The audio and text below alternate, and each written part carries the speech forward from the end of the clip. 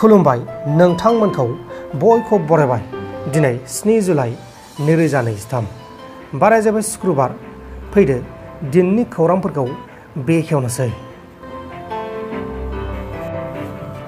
क'क्राझार डिस्ट्रिक्टनि गसाइगाव महकुमानि सिङाव थानाय ACMA सहिद भवनाव आदिबासी कब्रा मिलिटारि अफ आसाम हाथियार लाग्रा आफादखौ डिसबेन्ड खालामनाय जाबाय।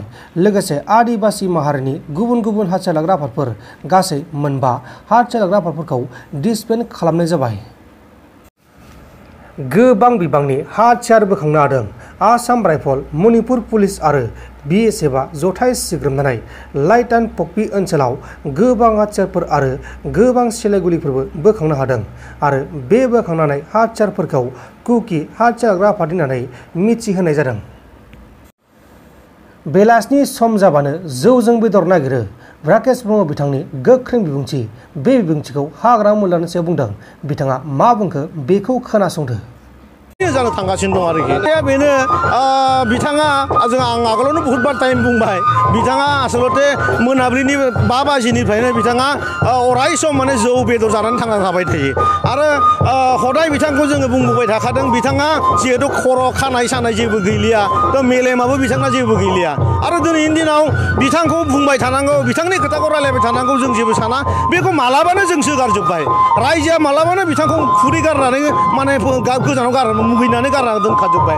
गतिके बिथांखौ सोरबायदि मानसिया दिनैबो हाग्रामा महिलारि दङ होननानै सानो, आंहासो उल्था सोंथि फैयो।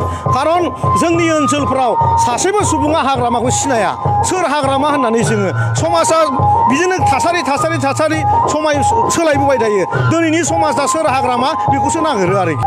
अलरेडि बिटिआर सरकारा बेसेबां मोजां रां होनायाव जोंहा रां जेसेबां बुरजा गैया, खिन्थु आसाम सरकारा आरो दिल्ली सरकारा 1000 कोटी थाखा अलरेडि आसाम सरकारनो हरदों जे फ्लाडआव जानाय जि डेमेज रड आरो बेजोंनो लोगोसे जि माने सेल्फ सम्पतिफोर दङ बेफोरखौ जेसेबां हागौ एसेबां थाबनो सुफुंना होनांगौ होननानै बिथोन होदों।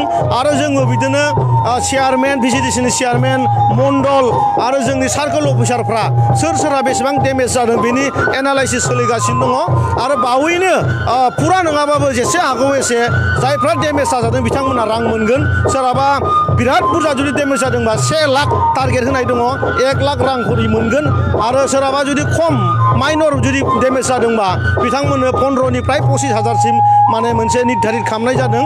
बे बावैनो जिहेतु खैफोदा लगालग जाना थाङो बेखौ सुफुंनायाव एसे टाइम लायो। बेखिनियानो जागासिनो दं आरोखि। नोंथांमोन दिननि खौरांफोरा बेखिनिल'मोन। बेखिनिसिम नायनायनि थाखाय नोंथांमोननिसिम रोजा रोजा साबायखर। गोजोन्थों। एसेनोसै। जय बर' हारिनि।